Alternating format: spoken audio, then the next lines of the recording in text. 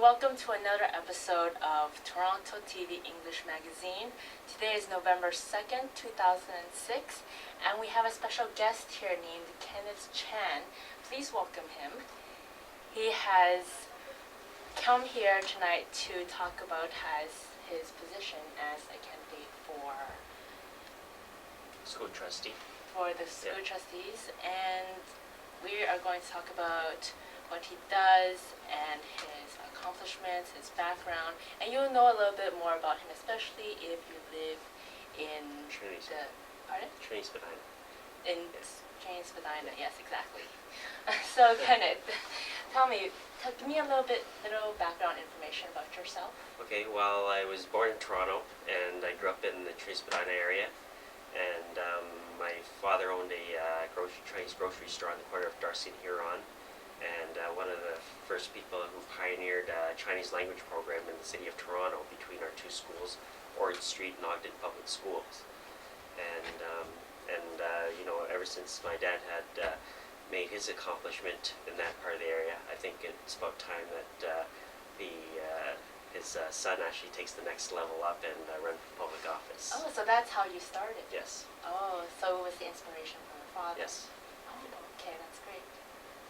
And how come you started just 11 months ago that you started running for a campaign? Yep, I started 11 months ago on January 3rd when the nomination first opened. I had made my decision before the 2005 year ended, and I had actually looked at the ward that I was going to be running for over 16 years, and decided that it was time for me to run, and something needed to be done. So that's one of the things that really motivated me, because the current trustee right now in my ward has 30 years of experience as a principal at Ryerson Public School and also in a high school as well. So he has a very knowledgeable background in education. So that means that if I need to catch up, I need to start early. Yeah. So what do you think of it so far during your 11 months? Have you enjoyed the journey here since you started in January? Yeah, I enjoyed the journey all the way since I first began. Right now at this point it's really tiring, and because I've been door knocking since then, meeting people, and I think that's one of the things I really liked, is to meeting people face to face at the doors. Do you get certain responses from people that they don't really know you, and what are some of the typical responses that you get when you knock door to door? When I knock door to door, they either think that I'm the current trustee, or they don't know me, they don't know me very well, because I don't have any accomplishments in the area, and so when they ask me if I'm, is this my first time running, and why are you running, and so I have to explain to them, one of the reasons why I'm running is that our public school system really needs to be fixed, and it needs real solutions to solve real problems. Yep. And so, the journey has been great, and right now it's at this point that we have 10 days to go before Election Day, and I'm just kind of exhausted right now, but I think and they're both at the same time? Yep. So I'm pretty much pushing it all the way through. Oh. Yeah. So what are the educational issues do you think that should be fixed, since you already mentioned it? Yeah. One of the things I want to have, that I want to do if elected, is that 3 years ago, every trustee candidate actually campaigned on reviewing the funding formula, and has absolutely done nothing to actually make those changes. And right now, one of my first objectives is to actually lobby the provincial government in making those changes on the funding formula, because since amalgamation and up until now, the current funding formula has not worked. And so that's one of the things I need to do, is to lobby the provincial government in reviewing the funding formula, because we need to work in partnership with the provincial government to actually get any results from that. And also, one of the things is that I want to add to that reviewing of the funding formula is empowering our schools and our community. Is that I believe that we need to give discretion for principals on budgetary matters, and also hiring staff, and also on school resources. By doing that, is that you actually need to consult with the parents, the staff, and the students, and also the community, and how that allocation of funds to the local schools is being spent. So this way that the people who actually make those decisions have ownership of that decision. So this way that the decision is not coming from the top down, it's coming from the bottom up.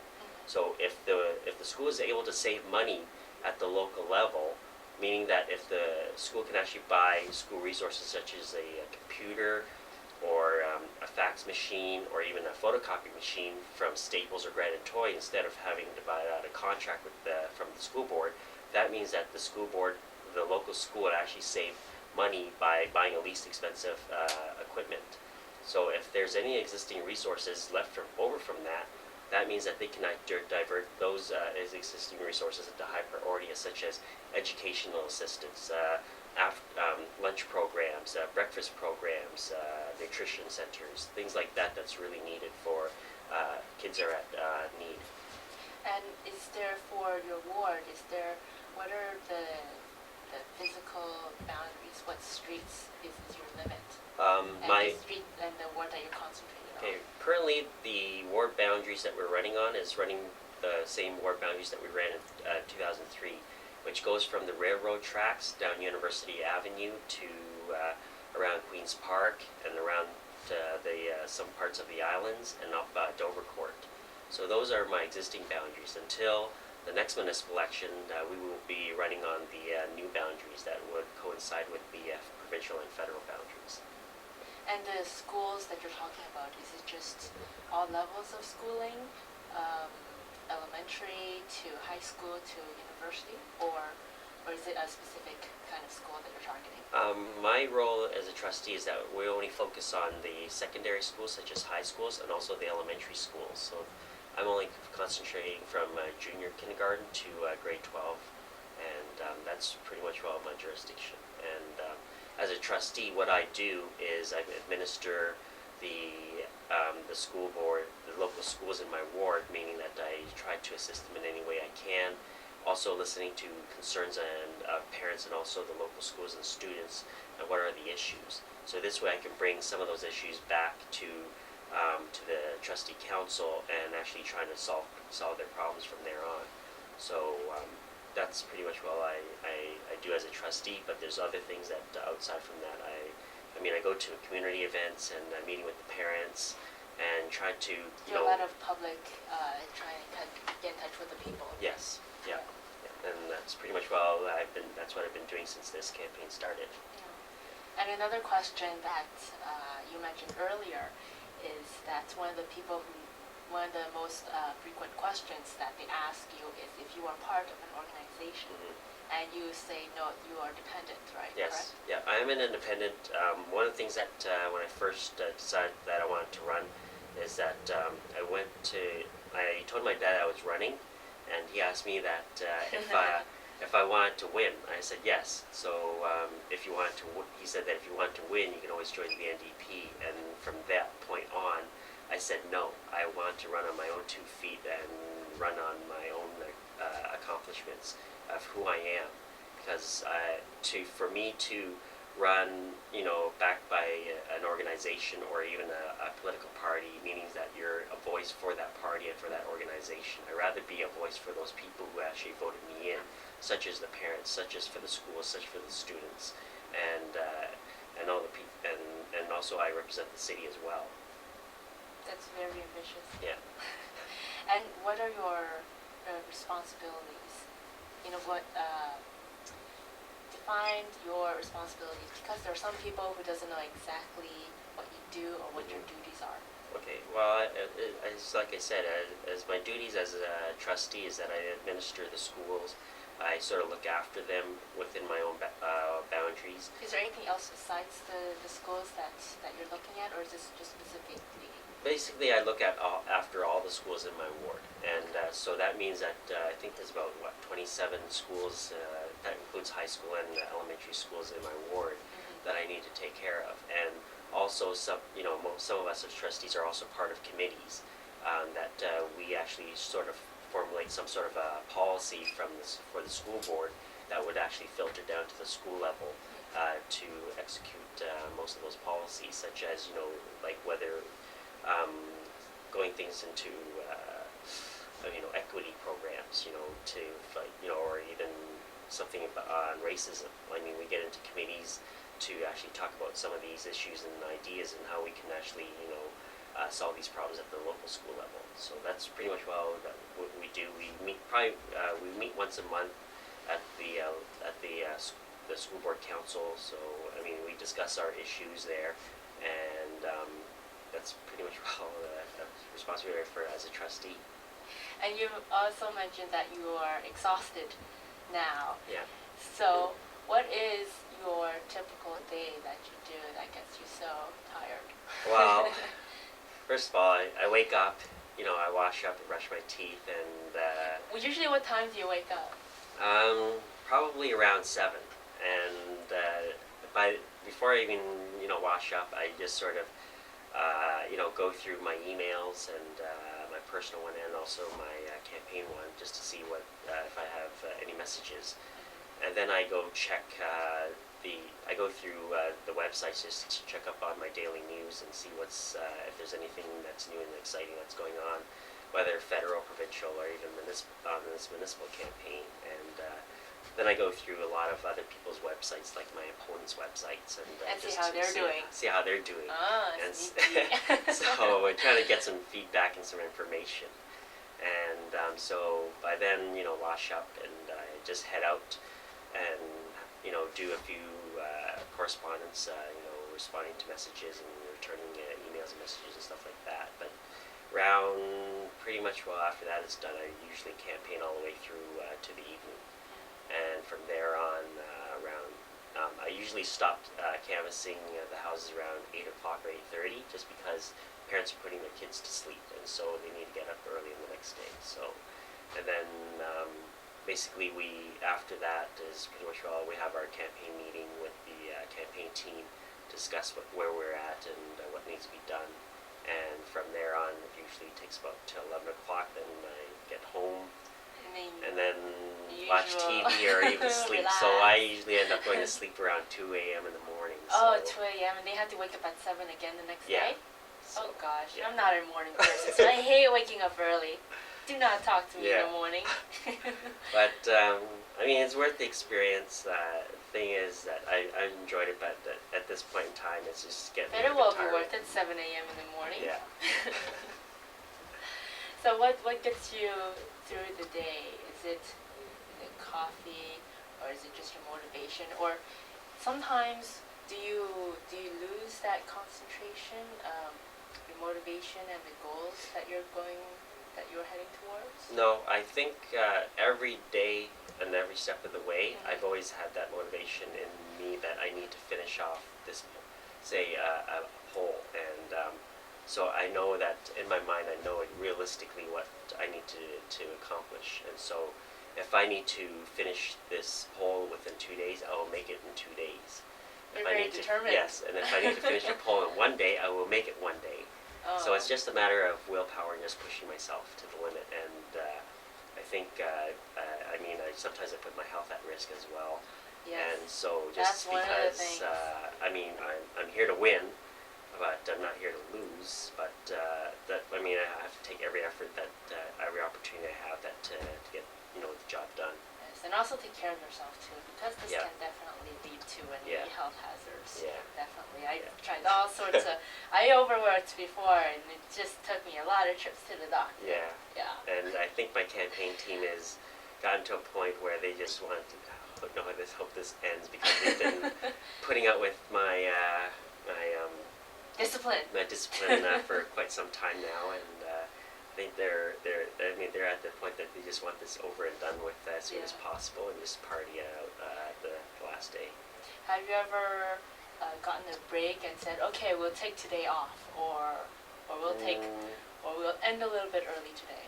No, I mean, but you stuck with it we all the way stuck with through. it all the way through. I mean, I know realistically what my plans are, what my strategy plan is, because I'm always looking out for my opponents and seeing what they're up to, and it's either guessing or actually have some information. So I need to be at least 3 steps or 4 steps ahead of them in order to accomplish where I want to get to. So that's yeah. So other people better watch out. Yeah. So yeah, that's great. That's great strategy. Trying to see what other people are doing.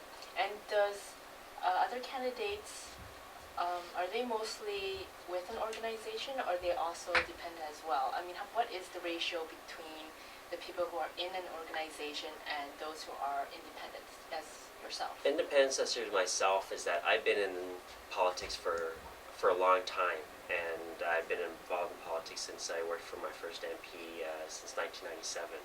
So I have a lot of experience. I've been in leadership campaigns, by-elections, provincial, federal elections, municipal elections. So I've done it all, other than fundraising. So that's something that's not part of my forte. Are you going to do fundraising later yeah, on? well, I've done it's my in first. The future. Yeah, I've done fundraising for my campaign, but I mean it was a challenge, so it was quite an experience. So it was my first time actually hosting a fundraiser.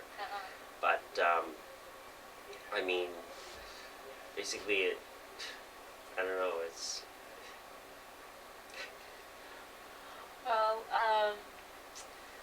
well, actually, fundraising can be really fun. I'm sure you could do it probably in the near future once he gets elected. That yeah. is.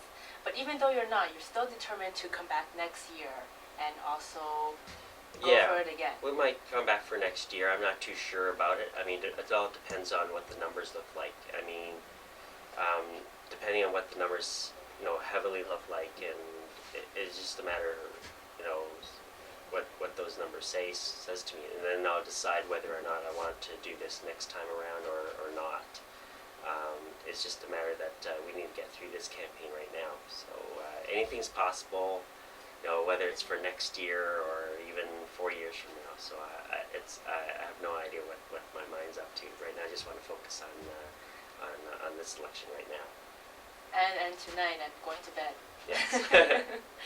And I also understand that your family has come to Calgary to support you in this. Yep. Where did they come from? Well, my father came from Guangdong, and from on the outside of the countryside, and also with my mom. And so my dad came to Canada and opened up a store on the corner of Darcy and Huron. But before that, he actually took various jobs, such as working in a laundromat and also the restaurant business. So yes, my dad, like I said, he has a lot of history in Toronto and also in our Chinatown area in Spadina and Dundas. But 16 years ago, my dad and I moved up to Calgary, and because of my grandfather, and also that I wanted to change of scenery to go to a community college there at Mount Royal College. So that's something that I decided if I wanted to run for public office, I needed to come back home. And Toronto has always been my home, and it will always be my home. Oh, yeah. Isn't that sweet? And I'm gonna ask him like I asked the candidates that did last week, and a lot of the interviews that I've done that I'm interested in knowing, especially people who are in politics.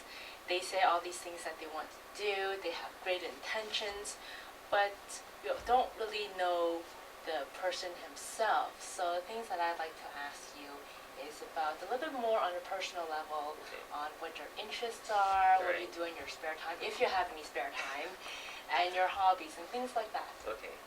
Well, in my spare time when it's not politics, I usually like to play baseball or either tennis. And my interest, varies from either watching movies on DVD or surfing the internet, and also listening to music. And so I think one of the things I really prefer doing is just sit, lay back and just watch some movies on television or either on DVD. And so that's pretty much where all my spare time is being spent. And I like being in the outdoors.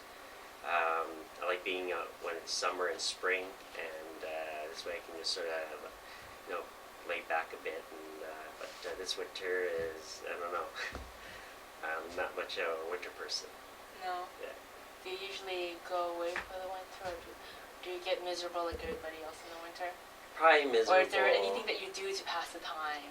Probably miserable. I'll probably stay in, just watch TV. Considering it's cold, you can't really do nothing outside when it's cold. So I mean, but this time and point is that outside right now and this month is getting pretty cold, so we can't really do much other than campaign. But afterwards, I'm just gonna take a long rest from politics. Oh. Yeah. So if you weren't into politics, if you weren't doing this right now, what other job or career do you think you'll be doing instead? Well, I think right now I'd be going back to running my own business, is doing political consulting and also media and communications, and that's something that it's in my field as well. And also, when I mean political consulting, basically I go to some of the candidates who might want to run for election, say next year or either 4 years from now, and what I do is help them do the prep work and go through everything from to your literature to your personality and to your ward that you want to run in. And so I help those candidates to become better than what they were at now. So either way, it's always going to be about politics. Pretty much, but it'll be a different aspect of it. Sort of like helping them do the prep work. And so if they want to continue to do business with me, I would do mainly like say small little assignments that would I would probably do on just charged by the hour. If it's big assignments, I would probably do on contract. So to where you've gotten right now, you must have started somewhere.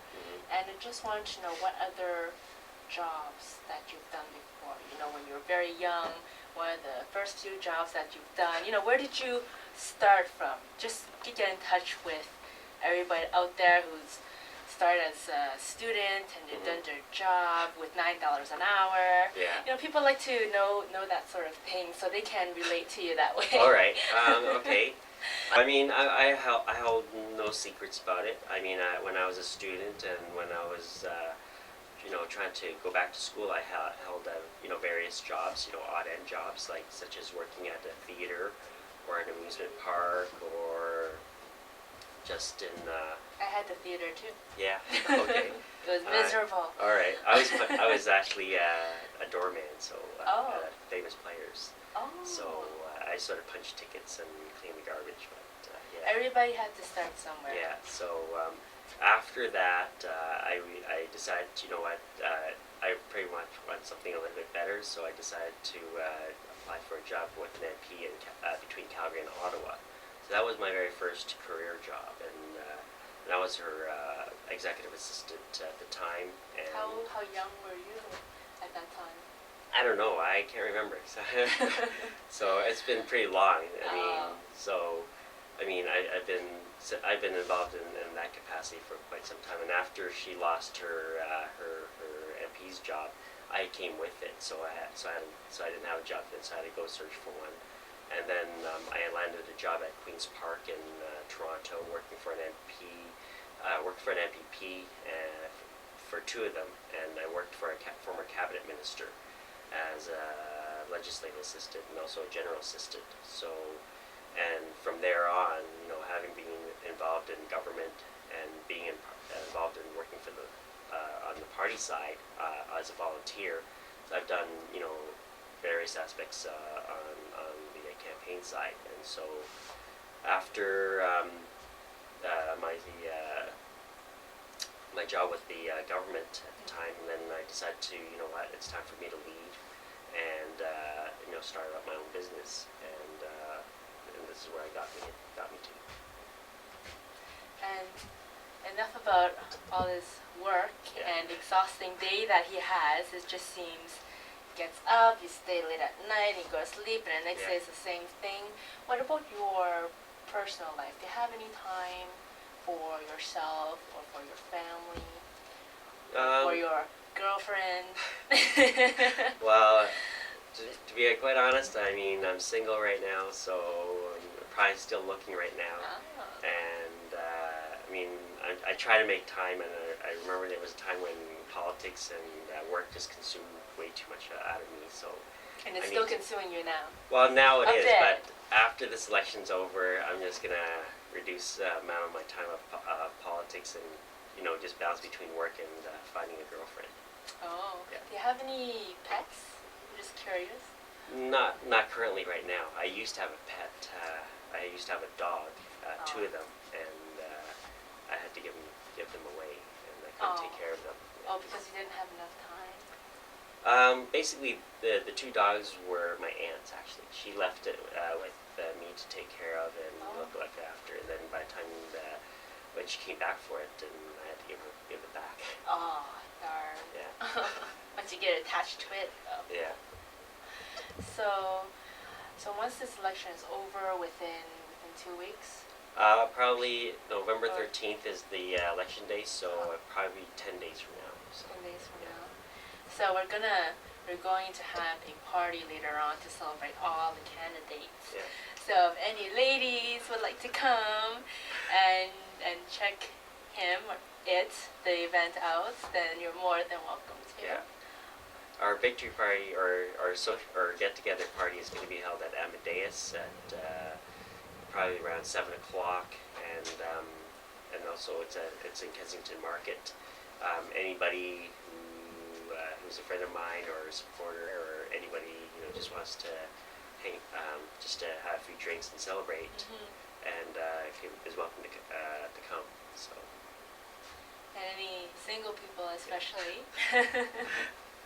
So is there after the election, what is your timeline like? Does it mean that you're free and you have time to just go do your own thing until the next one comes along? Or is there much work to do afterwards as well? If elected, there's probably a lot more work to do. Oh yeah, I bet.